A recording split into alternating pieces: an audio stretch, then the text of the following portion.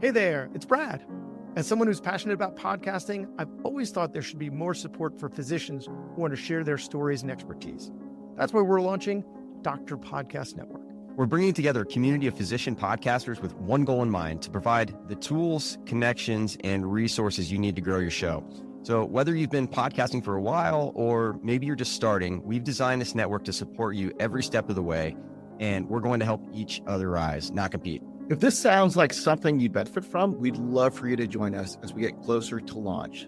So you can sign up at drpodcastnetwork.co for early access. Stay tuned for more details in the coming weeks. Really looking forward to what we can create together. Doctor Podcast Network, where doctors podcast. Doctor Podcast Network, where doctors podcast. Doctor Podcast Network, where doctors podcast.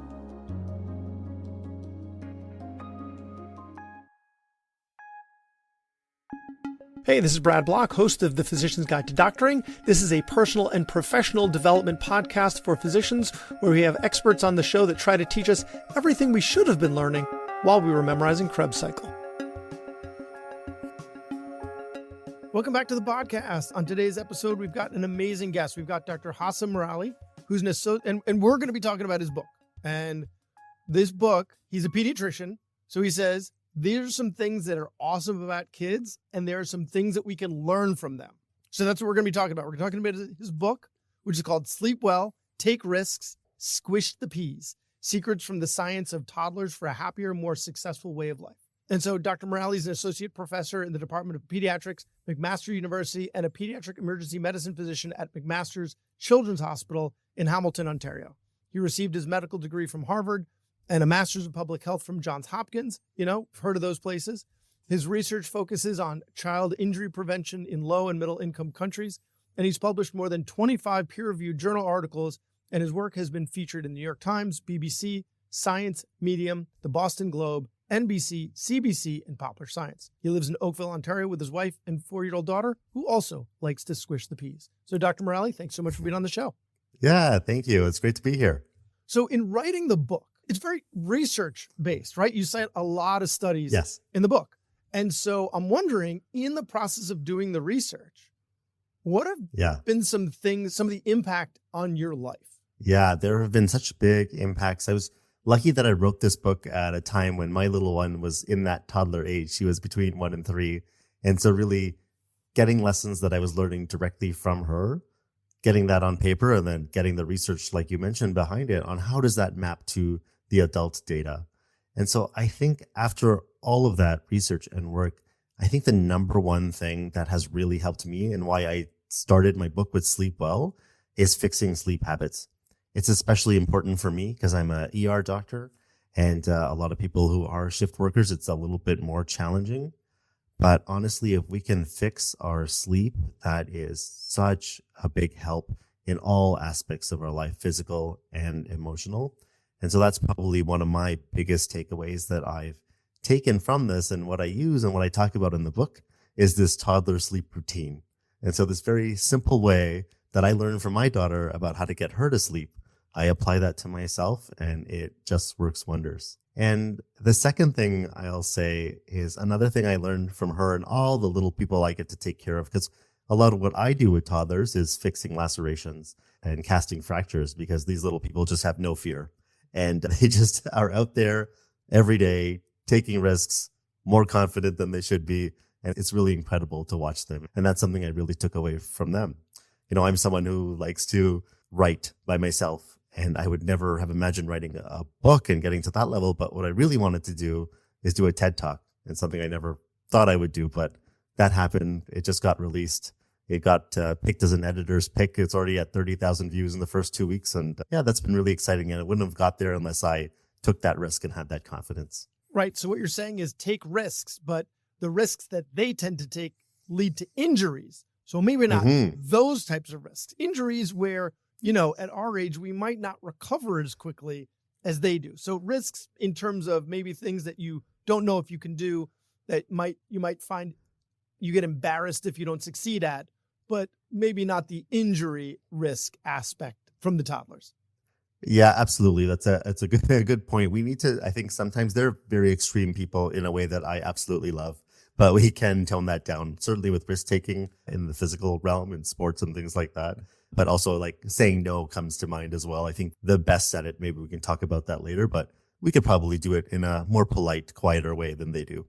And so the other thing that you mentioned was sleep. And actually, I've done a lot of episodes on habits, habit Yes. formation, maintaining habits, stopping bad habits, right? And a lot of that is really hard if you're not on good quality sleep. So a lot of the keys to lifestyle change are good habits. A lot of things. Oh, I want to write a book. Well, it's really hard to do if you're getting crappy sleep. And the funny thing about it is you learn that lesson from toddlers who screw up your sleep. Yes, they do. They won't fall asleep. They won't stay asleep. They wake up at the crack of dawn. They are personally responsible for your terrible sleep. And yet we're supposed to learn from them that we should be getting more sleep. Yes, absolutely. They have their challenges, and we'll talk about this. I see them in a very fun way. And sleep is something that I think can be fixed in toddlers and can be fixed with us. And I don't think there's anyone who benefits more from routine like toddlers do. Like they need to sleep at the same time, have specific snacks and meal times at the same time every day, have nap time at the same time. And I think there's something to be learned from that for us, although we can't be as strict as them and get thrown off as much as they do. Certainly bedtime is a place where we can implement it. And so the toddler sleep routine for your listeners and viewers, I just want to go through it because I want everyone to give it a chance if you have any issues sleeping. And even if you don't, just getting on these routines and habits like we're talking about is really useful. So it starts 1 hour before bed and you want to try to have a consistent bedtime. Toddlers love to take a hot bath. They just love that. It helps, decrease their core temperature and that can help us sleep. We can translate that into a bath if you want, or that can be a shower. So that's step number 1. Step number 2 in the toddler sleep routine is some type of hygiene activity. They really like getting lotion, massage, that just touch. They enjoy that. Doesn't have to be that for us. Certainly we can do that. But if you want to incorporate something like brushing your teeth or some type of hygiene related activity, that's useful. And then if anyone has ever been around a little person, they'll know the one thing they ask for over and over again is reading a book. And so they want to end their night with a book. And so that's the third step, is really getting to that state where your screens are completely put away, hopefully at the 1 hour mark before you want to go to bed.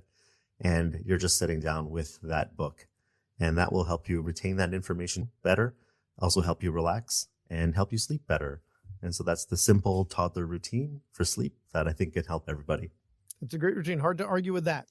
So you had mentioned earlier that, children are really good at saying, or toddlers are really good at saying no to something that they don't want to do. And so that's something, especially early career physicians could benefit from more of, because we get so trained to say yes to everything that you don't realize it until it's too late, and usually way too late, that you've hit this inflection point in your career.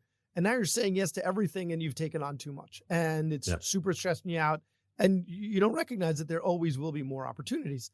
So then it's time to start saying no. So aside from that, because your book was written for a general audience, what are some pearls that you can give us that you would apply specifically to physicians like us? Yeah, I think one of and it goes back to what I learned from this book, is really incorporating play back into our lives. And we can talk about this more a little bit later, I think in different contexts. But for me as a physician, what that really meant is having, really that decade of pre-med, med school, residency, plus more, did 2 fellowships, really took so much time away from things I used to love to do. And getting back in touch with our childhood selves or even teenage selves and getting those activities back that we love to do is, I think, something we can learn from little kids. And so for me personally, that was drumming. I used to always, as a little kid, just be drumming on things that eventually turned into a drum set and being in bands and school bands. And that kind of went away when I went to college. And so recently when I had my little one, she's kind of into that too, with the pots and pans when she was a toddler. And that kind of reminded me of, wow, that's something I used to love. And I signed up for a hand drumming class and I got myself a hand drum, and, having that experience of drumming with other people and with her when I got home was really special. So I hope that physicians can really tap into those things or activities in terms of play that they used to love to do. I think that would be one really special thing. Yeah, especially when I hang out with my kids, I'm not as good as that as I should be. Like when I hang out with them, it's always about skill building. Let's Yeah. go shoot a basketball around. Let's go kick a Yeah. soccer ball around. Let's go for a bike ride. Let's like do something that's going to be skill building. And I'm Mhm. really not good at playing. Often it's because I Yes. don't quite understand the rules of whatever game that they're playing because they Yes. always seem to be changing. But That's key. but which means I just need to loosen up and lighten up a little bit. So, I think recognizing play for the sake of play is just, it's what life is all about, right? And so I just love the way you put that. It's really, we get into this goal-oriented mode of everything we do, even play. And we just, need to let go of that, have rules that are flexible, like you said, with your kids. And that's what we need to get to. So when you talk about play and playfulness in Mhm. kids, in the book, it takes a bit of a turn, right? And so you make this point. You talk about the importance of playfulness. Yeah. And then you make the point that those who are more playful are more likely to have BDSM related sexual activities. So Yeah. it was interesting how you went from Squish the Peas to Yeah. using a ball gag. So can you explain that transition to the audience? Well, I want to thank you for going through the book in such detail. I've had a lot of interviews and no one has ever asked me about that. So I'm really glad you picked up on that. Well, And in that's great. 400 plus interviews, this is my first opportunity to say ball gag on the show. That's great. So, what if we just focus on toddlers for a second, what they're really, really good at is building relationships. They do this in all kinds of ways. Laughter is one of the ways. Play is another way.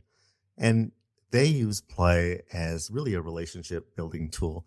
And so the same thing has been shown for adults, for people who have wonderful, great, strong, nurturing relationships. There's a great German psychologist, if anyone's interested in reading his work, his name's Rene Preuer. And what he's done is kind of broken down adult play into 4 domains. And when I tell you about them, you'll kind of recognize toddlers in there too. So the first is other directed, really wanting to engage with others. The next is lightheartedness, so not taking things seriously. There's intellectual, where you want to kind of have creative solutions to problems. And then there's whimsical, where you're just kind of amused by oddities. And so he's used this model in all types of studies with adult relationships. And he's shown that it strengthens our relationships. And what that does when we have stronger relationships and more playfulness is that we become more open, and kind of like what we were talking about, we lose some of that rigidity or some of those rules, and we build this trust with the other person. And what that allows us to do is open up. And so when we open up, that can also, I think, translate into the bedroom and for our sex lives as well. And so that's why play in a very different adult context is helpful for our sexual lives as well. So just another way where it's like, Brad, loosen up. That's the big takeaway. Brad, loosen up. Loosen Exactly. up. Okay. Exactly. Yeah, a little tightly wound. Okay. Okay. So let's get back to more physician specific stuff. And so one of the things you talk about is team building, and whether we're like in a leadership position for a hospital or a healthcare system, and we're trying to build a team, or we're in private practice and we need to surround ourselves with good people. We spend some time, and maybe not enough time, in medicine on team building. And so what can we learn from toddlers about team building? For me personally, this was my favorite chapter to write, and still is, because I just learned so much from them about how they operate in teams. They're very different from adults, where they're very focused on the other person and working with that person rather than the goal, like we are. And not that we shouldn't be focused on the goal, but what has been shown in the adult literature is if we do that and we focus on the teamwork and the things outside of the goal, then we actually achieve those goals better. So what am I talking about exactly? So great study by Sandy Pentland. He's a researcher at MIT. He put sociometric badges on people, and all this thing does is measures how close we are to people, who we're talking to, some of our hand gestures, but doesn't actually record what we're saying. And so from this, they allowed people to get together and then did a pitch competition a couple of days later. And with 86% accuracy, without even knowing what was said, they were able to predict the winners because of 3 things: the energy, the engagement, and exploration. So it was really those communication skills, bringing that energy to communication with hand gestures, the engagement with other people, and exploration in terms of talking to other teams was super useful. And I'll let you respond to that. And then I have a little bit more to say on what to do when someone stops working. Oh no, please continue. Okay. Like if you've got a team member, right? Because Yeah. we have a set, and I think it'll tie into our sense of justice, which we're going to get into in a little bit, right? Because if we have a team member who's not working, I think our tendency is to respond pretty dramatically because Yes. we adults have a pretty strong sense of fairness and Yep. justice. And Yep. so is that what you're getting at? Is that what we can learn from toddlers about that? Yeah, similar, and they respond very differently, like you said. So wonderful experiment. Toddler is matched with an adult. They're given a joint task. They both know what the task is, and then they just have the adult stop what they're doing. And so the toddler is left with looking at this person who's just staring at them. They have a task to do. What do I do with someone who's stopped working? And they're just incredible people. First, what they do is look at that person and address them very directly. So in toddler language, man, because that's the person they know. And then they give them just simple instructions, like this is what you're supposed to do. Lift it if that's the task. The person's still not responding.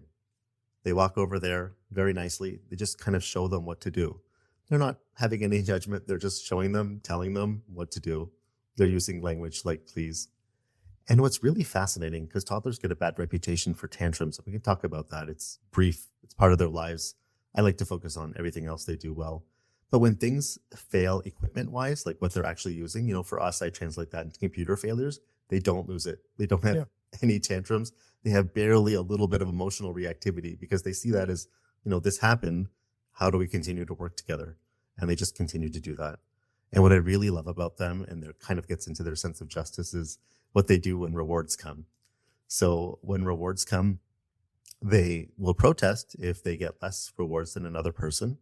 But what's really special about them is that if they get the rewards and they notice that their partner hasn't gotten any, they will take that and share that equally. And it's just a very beautiful way of working in a team and then sharing rewards and how they think. What if their partner didn't do anything and just was one of those people that sat there? Yeah. How do they redistribute the awards? Interesting. Are So they they won't give them. socialists or are they communists? they won't give them if they haven't participated at all. So they run those experiments. They're smart. So they're not communists. Okay, so that's their sense of justice and fairness. But let's say they have someone. I mean, do they have any sense of vengeance? Right? Yeah. So it's interesting that does start to emerge kind of in the range that I talk about in the book. So I'm focused on toddlers and preschoolers, so 1 to 5. And I would say toddlers definitely don't. And it starts kind of in that preschool range where you're like 4 to 5. So my favorite experiment is the lever experiment, where there's 2 levers. If you pull lever 1, you get a sticker. If you pull lever 2, then we both get a sticker. And so the toddler is there with an adult. The adult is just pulling lever 1, taking all of the stickers for themselves. And the toddler is just watching, not getting any stickers. And as you know, a sticker is a high value item for a little kid. More than gold. More than gold, more than anything, except maybe a cracker. But those two kind of even out. And so with the toddler's given a chance after seeing someone else take all the stickers. And not all the time, they're not perfect. That's not what I'm arguing. But more often than not, they will pull lever 2 because they want both people to get a sticker, even after they've been shown what the other person is doing and is being very selfish. Interesting.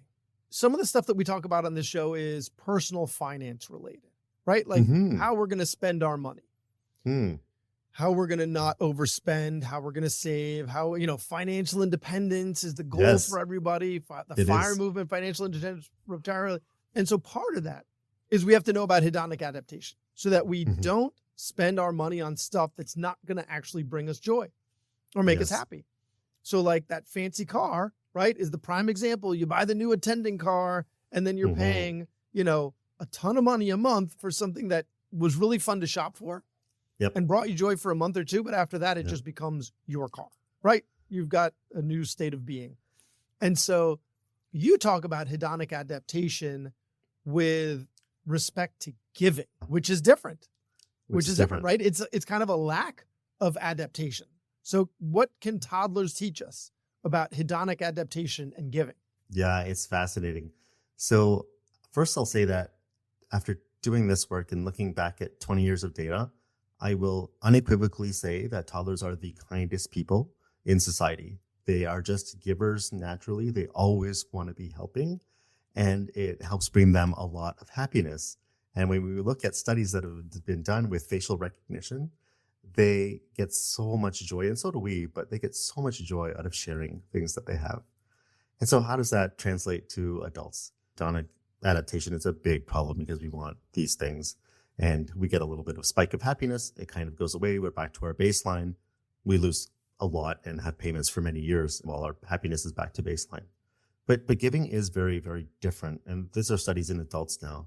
So University of Chicago, they had two groups of adults. They gave one group of adults the same amount of money every day. Hedonic adaptation kicks in, where they're happy the first day, goes down over time. The second group, they told them, here's the money, but you give it to another person. And their happiness didn't go down. It was incredible. Repeat experiment. This time you tell the second group to give to charity. And their happiness goes down a little bit, but at half the rate of the people who are getting the money themselves. And so there's a different type of happiness called eudaimonic happiness. And that's the happiness we get from giving because it taps into what we feel is our true self, getting to our purpose. And so when we do this type of giving, and it does not have to be charity like we're talking about money directly. It can be volunteer, doesn't even have to be a formal volunteer activity. It can be any type of volunteer acts. That gives us a type of happiness that doesn't go away the more times we do it. Interesting. I remember the saying said money can't buy happiness has clearly not given away enough. Yes, that's beautiful. Yeah. Okay. So speaking of happiness, something that I've spoken about a couple times in the show is about how to make patients laugh. Right? Yes. How to make patients laugh. Definitely check out those episodes. I've had a couple of comedians on the show and we go through different ways to make patients laugh, how to have that framework. And so what have you learned from the book about why we should be doing that? What's the big incentive here for making patients laugh? Yeah. So one of the reasons toddlers do it so much, and I'll just say they're so much better at it than us. Put toddlers together, just record them, and then put adults together. They're laughing more than twice as much as we are. And so one of the things, like I talked about, what their primary goals is building relationships. That's why they're playing with people. That's why they're making other people laugh and why they want to laugh in groups. And so I see it in the physician-patient relationship as a relationship building tool that builds that trust. It builds that happiness. It makes people more relaxed. And why I really like this question is that I go through a little bit through this in the book as well, but laughter makes us better learners. So if we laugh before we're getting new information, we retain that information better. So we as physicians, if we're able to make our patients laugh and then tell them the information that we need, and we know how much of that stays with them, they will retain more of that. And so I think that is another reason why we should be really doing as much as we can. And I'm so glad that you've had people on giving tips on that because it's not always the easiest thing, but it's a very important thing to do. Right. What's the point of saying all this stuff during the visit if they're not going to remember it? Right. Yep, exactly. It's like, well, it's not, some people may think, well, it's not my problem to make them remember it. It's my problem just to tell it. And whether they choose to remember it or not. Well, no, I mean, then what's the point of even saying it to begin with if you know they're not going to remember some of it? So I think there is some responsibility there. Like, I'm not saying everyone needs to start making their patient laugh. I'm just saying, push your limits a little bit. It'll actually make it more enjoyable visit for you. So there's one more thing I want to ask about because I have a personal story about it, is that my youngest, so we have a pool in our backyard and two older brothers already know how to swim. They're in the deep end of the pool. The youngest he's got to be like 2.5. And he is on the steps in the shallow end. And he didn't know my wife was recording the video, but she's recording him. And he goes, "You can do this. You can do this." And then on the steps where he can stand, he's just kind of like moving himself laterally. So you can see him kind of like mimicking the swimming motions and psyching himself up. And, he can't sink very far because his head's above water. But still, he's like practicing the motions that he sees his brothers doing, and he's getting swim lessons too. And so he's really talking to himself. And then we have another video towards the end of the summer where he's in the deep end swimming, and the middle brother turns around and he goes, "Holy cow, no, he's swimming. He's in the deep end. So, so then when I read that in your book about why we should be talking to ourselves, I was like, oh my God, I have that on video about how effective that can be. It's a toddler thing. So, okay. So tell us about why we as adults should be talking to ourselves more. That is a beautiful story. I talk about one story where there's a little girl named Auburn Sage going down her snowboard on a mountain and talking to herself through that. But I easily think I've seen that on used, Instagram. Your kid's story is just as good. And, they're incredible people. They have this thing called private speech, which is talking to yourself out loud. And it's just a thing that all toddlers do all the time, whether people are around or not. And it helps them in a lot of different ways. It helps them guide them through tasks. It helps them encourage themselves. It helps them give themselves performance feedback.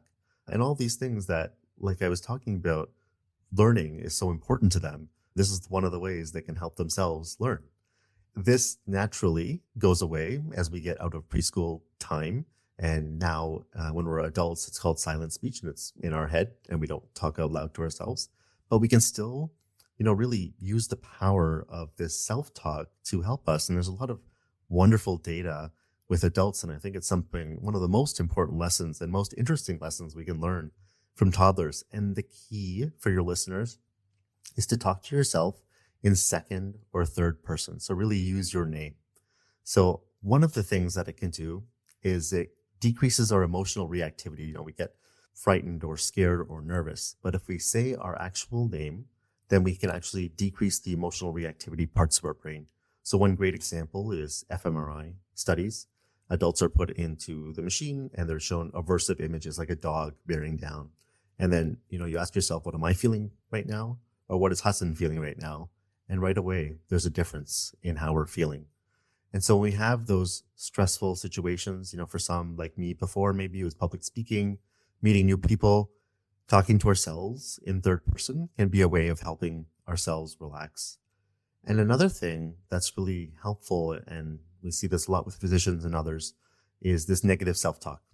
Something we did wrong, something we said that we didn't want to, maybe a mistake that we made.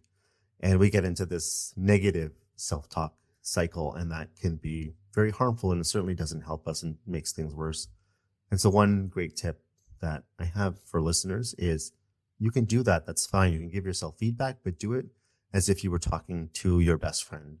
So just taking that mental step back from I all the time can really just change the language that we're using and really help us, like I said, with emotional reactivity and how we're responding to our own actions.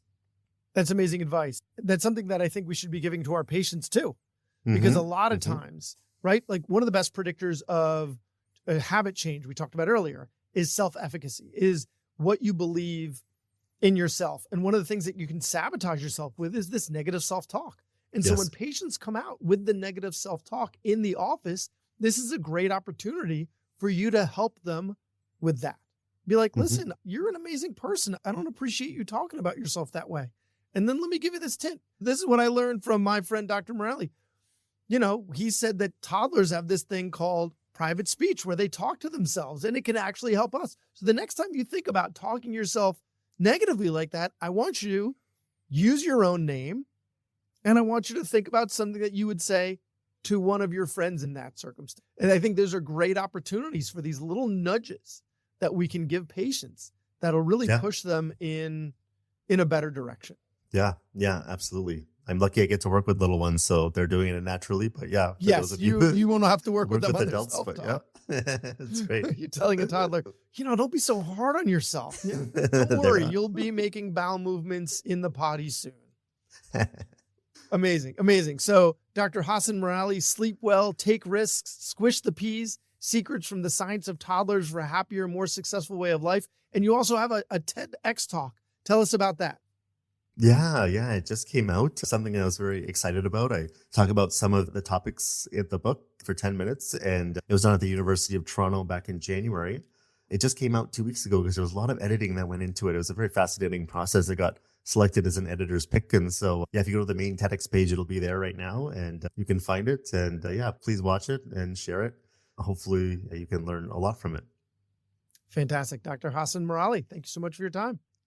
Thank you. It's great to be here. Thanks for listening. I have a favor to ask. You listened to the episode until the end, which means you either fell asleep or you really liked the episode. So please share it or like it or comment on a social media post or write us a 5-star review. Something. It would really help me out. And maybe what you learned from this episode can help someone else too. The views expressed in this episode are those of the interviewer and interviewee and don't represent the views of their employer or even their significant other. Even though the magic of podcasting make it sound like I'm talking directly to you. This is not a doctor-patient relationship, and this is not medical advice or financial advice or really any advice. Thank us again for listening to The Physician's Guide to Doctoring.